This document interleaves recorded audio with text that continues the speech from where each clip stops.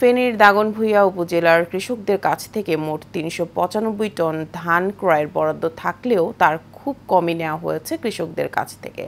দালাল সিন্ডিকেটের দৌরাত্ম্য ও দুর্নীতির ফলে প্রকৃত কৃষকরা অনিয়মের শিকার হচ্ছেন। ফলে প্রান্তিক চাষিরা সরকারি খাদ্য গুদামে ধান না বেচতে পারায় তাদের ধান ফিরিয়ে নিয়ে যেতে বাধ্য হচ্ছেন। ফেনী থেকে জিয়াউদ্দিন সোহাগের পাঠানো তথ্য ও ছবিতে বিস্তারিত জানাচ্ছেন জামালুন নূর। এভাবেই ধান এনে তা আবার ফিরিয়ে নিয়ে যাচ্ছেন দাগনভূঞার রামনগর ইউনিয়নের কৃষকরা। সরকারিভাবে ধান ক্রয় কার্যক্রম ২৪ মে থেকে ৩১ আগস্ট পর্যন্ত চলার কথা থাকলেও এরই মধ্যে তার ৮০ ভাগ ধান কেনা হয়েছে। তবে প্রান্তিক কৃষকরা জানান তাদের কাছ থেকে যে পরিমাণ ধান কেনার কথা ছিল সেটা হয়নি। এজন্য প্রশাসনের অনিয়ম ও দুর্নীতির অভিযোগ করলেন তারা। যখন আসছে তখন প্রায় ৮২ টন ধান দেওয়ার ওনাদের সক্ষমতা ছিল।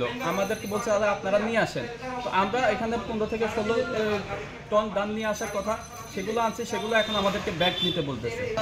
এখানে দালালের মাধ্যমে ধান ক্রয় করে মেলার থেকে ধান বিক্রি কিনে ফেলে আমাদেরকে নানাভাবে হয়রানি করতেছে। সরকারিভাবে এই ধান কেনার সময় সংশ্লিষ্ট কর্মকর্তারা উপরি দাবি করেছেন বলে জানান কৃষকরা।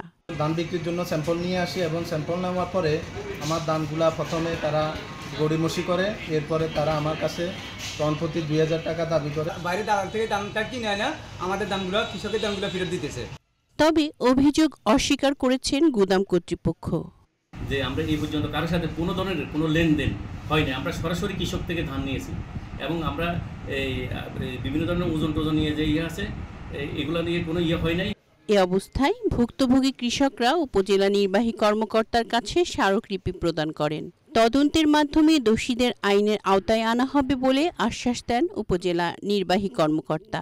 আজকে লিখিতভাবে আমার কাছে আমাদের এখানের কয়েকটি ইউনিয়নের কৃষকবৃন্দ আমার কাছে এসে তারা লিখিত অভিযোগ দিয়েছে। যদি বিষয়টা সত্যতা থাকে যে তারা অতিরিক্ত এখানে অর্থ বা ঘুষ তারা ডিমান্ড করেছে, অবশ্যই সেই কর্মকর্তার বিরুদ্ধে বিভাগীয় ব্যবস্থা গ্রহণের সুপারিশ থাকবে। এই সমস্যার দ্রুত সমাধান হবে এমনটাই আশা করছেন ক্ষতিগ্রস্ত কৃষকরা। জামালুন নূর, এশিয়ান টেলিভিশন।